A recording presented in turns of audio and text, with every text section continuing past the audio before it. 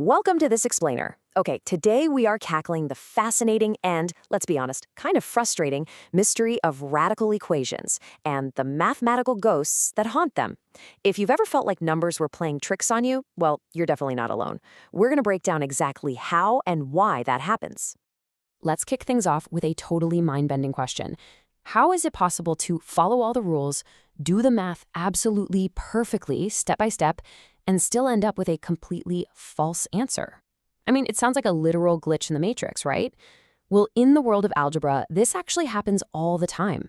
It's a built-in trap, and learning how to spot that lie, well, that's what separates a math novice from a true mathematical detective.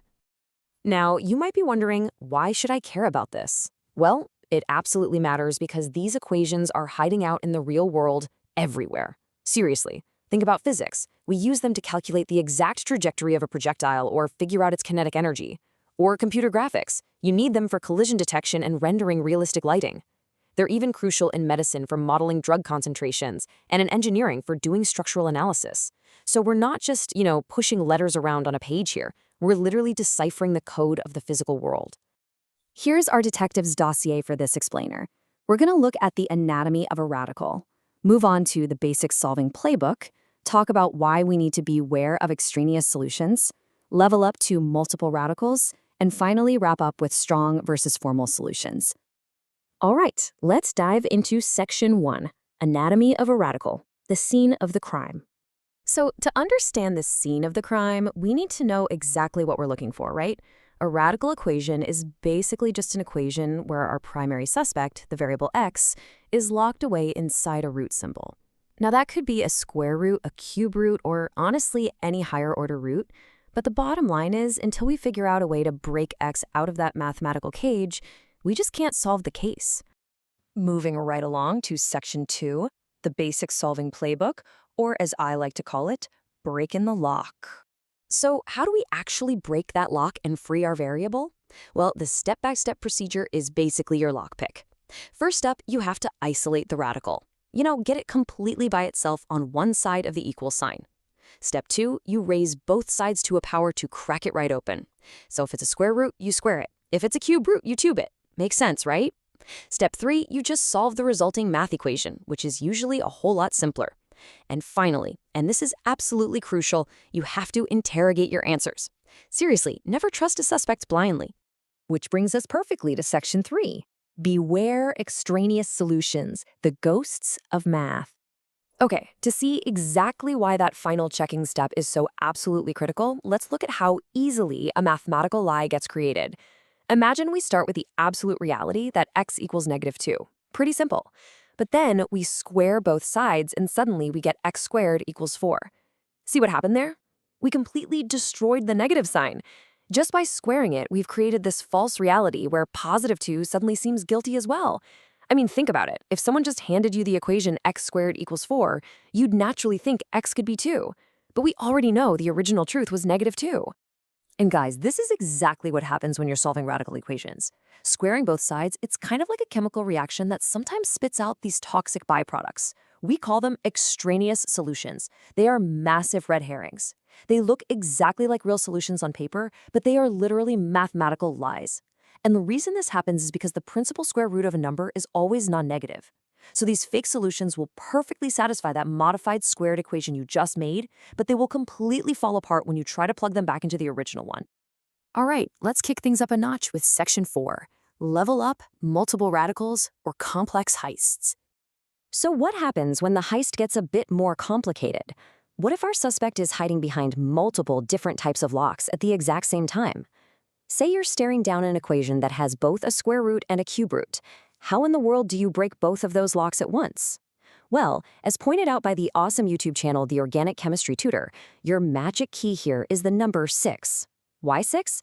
Because 6 is the least common multiple of 2 and 3. If you convert those roots into fractional exponents, so 1/2 and 1/3, and then you raise the whole shebang to the 6th power, you literally obliterate all the fractions in one incredibly clever move. But hold on, you have to be super careful here. Raising these really complex equations to a power requires extreme caution. Whenever you're squaring a binomial that contains a radical, you absolutely have to use the FOIL method. You can't just lazily square the individual terms and call it a day. No way. You've got to multiply the first, outer, inner, and last terms. Trust me on this. Forgetting that middle term is literally the #1 way an otherwise fantastic math detective completely botches the whole case. All right, let's look at the payoff. Let's say you've used some heavy-hitting techniques, maybe synthetic division or the quadratic formula, and you've found your potential suspects. You line them up. Now, plugging them back into the original equation immediately exposes the truth. Let's test them. X equals 5? Valid. X equals roughly 1.3? Also valid. But then, look at negative 2.3. When you plug that one in, it spits out 1.3 equals negative 1.3. Boom, a total mismatch in signs. The lie is exposed right there, and that extraneous false lead gets tossed right out the window.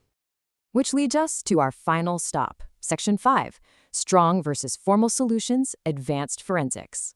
Now, what if you're dealing with those really complex, parameter-dependent equations where you might actually have to square things twice just to free the variable? Manually plugging in and checking every single suspect at the end becomes incredibly tedious. Sometimes it's basically impossible. Well, to solve this, there's this rigorous mathematical theory from Eleftherios Gloukas over at the University of Texas, Rio Grande Valley, and it introduces something called the restriction set method. Basically, instead of doing the super tedious checking process at the very end, this method uses inequalities to preemptively filter out extraneous solutions before they even have a chance to form. It sets up these strict boundaries, like saying, hey, the expression under this root absolutely must be greater than or equal to 0 from the very start.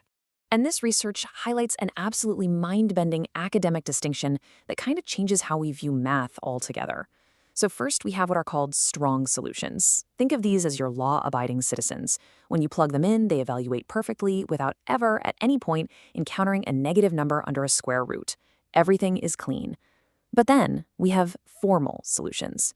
Now, these definitely satisfy the final equation, but here's the catch. During the verification process, they actually dip into the realm of imaginary numbers just to balance the scales. It's wild. This distinction completely changes reality when you're dealing with complex parametric equations. Like, you might actually run into situations where absolutely 0 strong solutions exist, meaning the real world just has no answer for you. And yet, a formal solution will perfectly balance the equation using those imaginary components behind the scenes. So it works mathematically, anyway, but it literally requires venturing into this invisible shadow dimension of numbers to pull it off. So the really crucial point I want to leave you with today is this. If a solution requires imaginary numbers to prove it works, is it a reality we can actually use? As you encounter complex problems, whether that's in advanced math or honestly just in life, it really forces a shift in perspective. So next time you sit down to solve for X, I want you to ask yourself, are you uncovering the strong truth or are you just tracing a formal illusion? Thanks so much for joining me on This Explainer. Keep your curiosity sharp and I'll catch you next time.